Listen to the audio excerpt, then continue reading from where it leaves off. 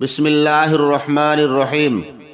শাইখুল ইসলাম হযরত মাওলানা তকি উসমানী সাহেব দামাত বরকাতুহুম বলেছেন যে আমার আব্বাজান হযরত মুফতি শফি উসমানী সাহেব রহমতুল্লাহি আলাইহি একবার বলেছিলেন, আমি যখন পরীক্ষা হলে যাব তো প্রশ্নপত্র খোলার পূর্বে নিজের ডান হাতের 5 আঙ্গুলের উপর কাফ হা ইয়া আইন সাদ এই 5টা অক্ষর এমনভাবে পড়ব যে প্রথমে কাপ পড়ে ছোট আঙুলটা বন্ধ করে নেব, অতঃপর হা পড়ে তার পাশের আঙুলটা বন্ধ করে নেব।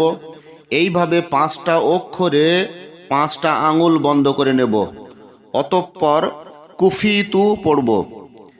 এরপর হা মিম আইন সিন কফ এই 5টা অক্ষর এমনভাবে পড়ব যে প্রথমে হা পড়ে ছোট আঙুলটা খুলব, এইভাবে এক একটা অক্ষর পড়ব ও পরস্পর এক একটা আঙুল খুলব। এরপর হুমিতু পড়ব। সুতরাং আমি আমার সমস্ত পরীক্ষায় এই আমল করেছি, তো আলহামদুলিল্লাহ আল্লাহ পাকের ইচ্ছায় প্রত্যেকটি পরীক্ষায় আমি ভালো থেকে ভালো নম্বরে পাশ করেছি। তবে প্রথমে বিসমিল্লাহির রহমানির রহিম ও যে কোনো একটা দরুদ শরীফ আর একেবারে শেষে একটা দরুদ শরীফ পড়ে নেওয়া বেশি ভালো।